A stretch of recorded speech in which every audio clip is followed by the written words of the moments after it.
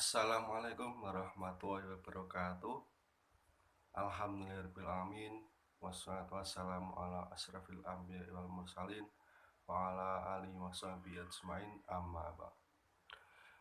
Pertama-tama marilah kita panjatkan puji syukur kehadirat Allah Subhanahu wa taala yang senantiasa melimpahkan rahmat serta nikmatnya sehingga kita masih diberikan nikmat menikmati hari ini tanpa halangan suatu apapun.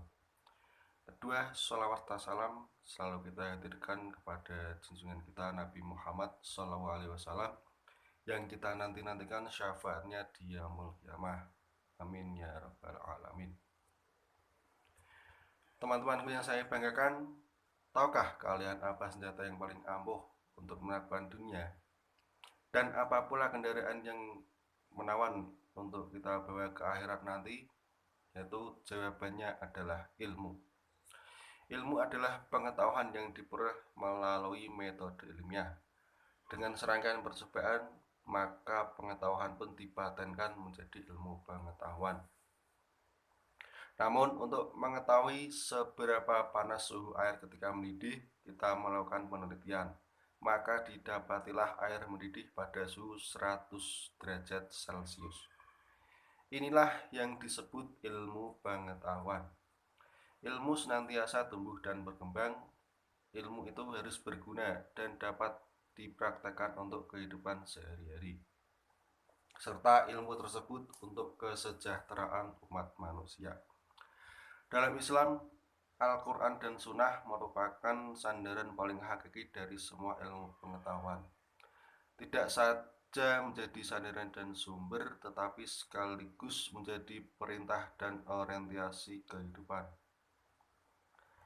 Teman-teman, Imam Syafi'i suatu ketika mengubah sebuah syair tentang para pencari ilmu dan syarat-syarat memperoleh ilmu.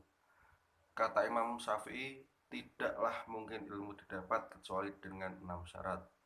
6 syarat itu adalah zakah, hirs, istibar, bulughah, irsyadu ustadin, dan zaman. Bagaimanapun seorang mencari ilmu, kata Imam Syafi'i, harus memiliki kecerdasan. Zakah adalah syarat yang tak bisa ditawar. Begitu pula hirs, seorang mencari ilmu harus pula memiliki semangat tinggi untuk belajar. Tanpa semangat, seorang mencari ilmu hanya akan tenggelam dalam cita-cita palsunya yang tak pernah selesai dibangun. Kecerdasan dan semangat saja tak cukup untuk mendapatkan ilmu yang sempurna. Para pencari ilmu harus membekali dirinya dengan istibarin, yaitu kesabaran yang luas layaknya samudra. Karena semangat tanpa kesabaran hanya akan membuat pencari ilmu mudah terjebak pada keputusasaan. Selanjutnya, Imam Syafi'i juga mensyaratkan bulghatin, modal, jerbasuki mobil. Setiap kesuksesan selalu meminta biaya. Kata orang Jawa demikian.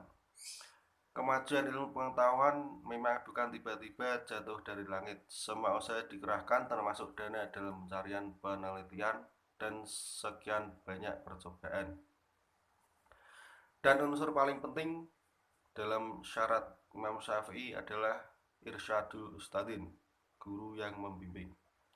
Ilmu memang bisa dicari tanpa guru, ilmu pun bisa didapat tanpa ustadz. Tapi guru pembimbing tak akan pernah bisa tersingkir, sebab ilmu bukan hanya soal matematika atau bahasa Indonesia, tapi juga soal transfer akhlak, moral, dan akidah. Dan terakhir, kata Imam Syafi'i dalam ilmu pengetahuan, tak satu hal pun bersifat instan. Ilmu selalu membutuhkan thulu zaman, yaitu perjalanan waktu. Tak ada ilmu untuk orang-orang yang berpikir instan dan menghendaki hasil seperti mata yang dikedipkan. Tak ada ruang untuk orang-orang yang ingin hasil cepat secepat kilat. Cukuplah 6 syarat seperti yang dicatat oleh Imam Syafi'i. Janganlah berkurang meski satu saja darinya, sebab semuanya mempunyai kaitan yang sangat erat. Teman-teman sekalian Yang saya banggakan, tujuan ilmu sama sekali bukan hanya tentang kenikmatan intelektual.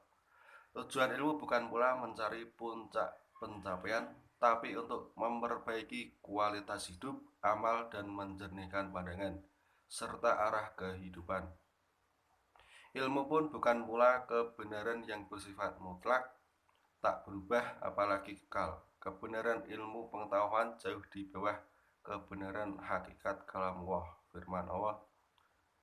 Orang-orang yang mengejar ilmu untuk ilmu, ilmu untuk kepuasan berpikir, dan ilmu untuk menjadi gagah dan bangga seperti berjalan dalam labirin pekat yang membuat sesak.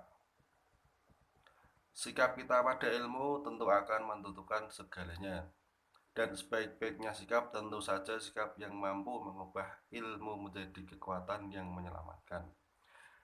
Dan akhir dari semua usaha tentu dengan tergadah tangan dan berlapang dada memanjatkan doa. Semoga Allah dengan ilmu yang kita dapat memberikan kesempatan seluas-luasnya sehingga kita bermanfaat bagi sesama dan memetik kemenangan di dunia maupun di akhirat. Semoga Allah meringankan langkah para pencari ilmu dan meridhoinya dengan cahaya di jalan yang benderang.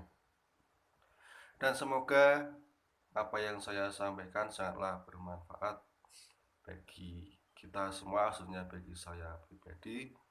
Kurang lebihnya saya mohon maaf. Terima kasih atas perhatiannya. Wassalamualaikum warahmatullahi wabarakatuh.